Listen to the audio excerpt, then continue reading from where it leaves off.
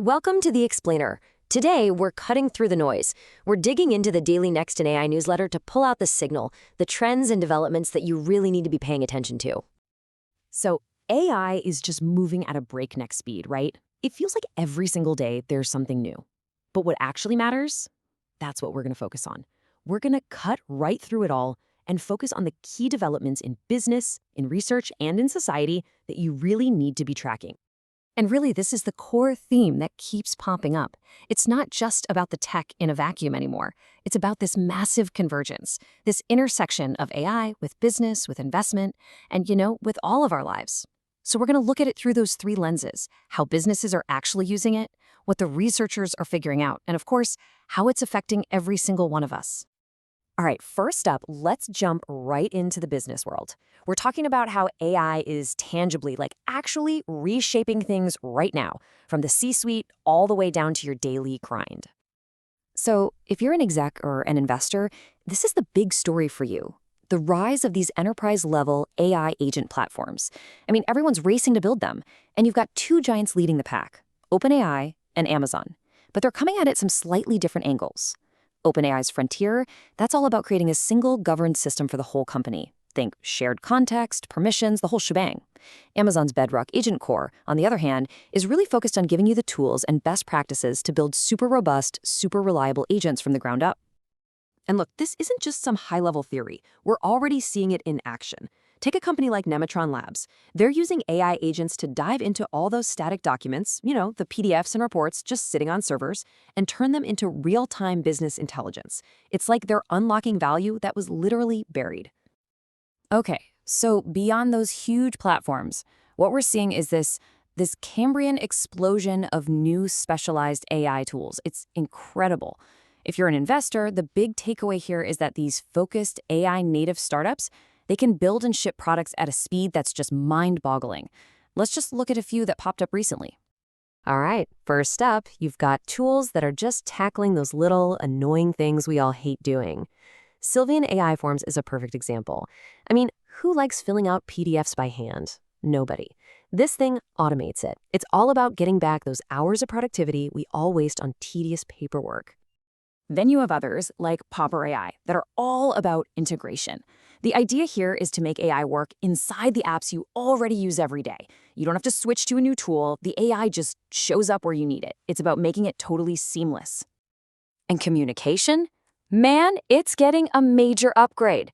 A tool like Voxtral Transcribe 2 can now do real-time speech to text, which is cool enough, but it also tells you who is speaking. For meetings, interviews, you name it. That's a huge leap forward. And for anyone in legal or finance, this is an absolute game changer. Imagine a tool like AI bulk analysis.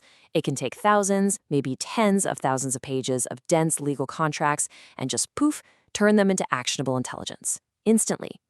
The whole due diligence process might be about to change forever.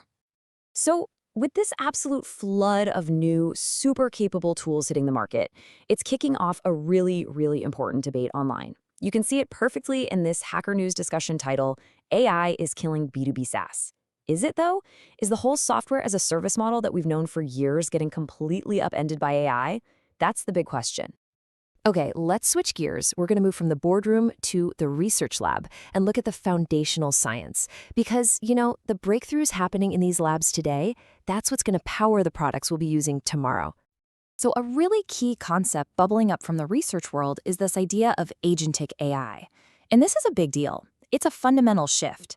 We're moving away from AI models that just predict the next word or, tell you if a picture has a cat in it. We're moving towards systems that can actually plan on their own, use tools, and take actions to solve really complex problems. And if you want a perfect illustration of what this means, look no further than Google DeepMind's AlphaGenome. They're using AI to tackle one of the deepest mysteries in biology: how our genes are actually regulated.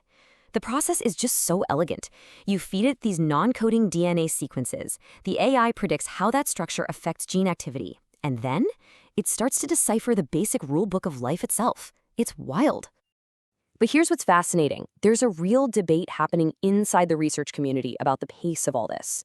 You've got one major report from Metcher saying, hey, AI capabilities have been growing exponentially since 2019. But then another paper comes out, looks at the exact same data, and says, nope, we don't see exponential growth, not even in the short term. It's just a great reminder that measuring progress in this field is incredibly difficult. And it's not all just high-level debates about growth curves. Researchers are getting their hands dirty on some incredibly specific and really critical problems.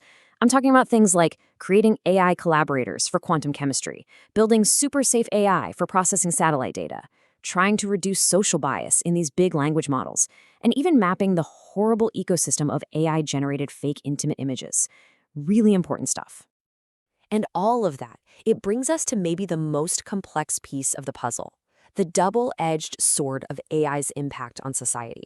For every amazing promise, there is a potential danger that we absolutely have to think about. So on one side of the coin, you have AI emerging as this incredible tool for hope, and we're seeing it pop up in some of the most difficult, most vulnerable situations you can imagine. I mean, just take this powerful story that OpenAI shared. It's about a family whose son was diagnosed with cancer. They're facing these huge, critical treatment decisions. And they used ChatGPT, not as a doctor, let's be clear, but as a tool to help them understand really complex medical jargon, to help them form better questions for the real experts, and just to feel more prepared and empowered when they talk to his medical team. But then you flip the coin, and that same underlying technology is raising some very serious concerns about how it could be misused, particularly when it comes to confirming biases we already have. A perfect example of this is a new AI tool that the Department of Health and Human Services is working on. Its job is to analyze vaccine injury claims. Now, as Wired reported, a bunch of experts are really worried. They're concerned that a tool like this could be misused to find patterns, even if they're not real, that could be used to support an anti-vaccine agenda. It just shows you how AI can be a double-edged sword, especially in something as critical as public health. Okay, so let's zoom all the way back out. We've looked at business, we've looked at research, we've looked at society. What's the one big takeaway? What's the thread that ties all of this together? You know, the core challenge running through everything we've talked about is this idea of balance. We're in this period of just relentless, nonstop innovation. But every single new business tool, every single research breakthrough, it comes with an equal and opposite need for deliberate accountability, for governance, for ethics.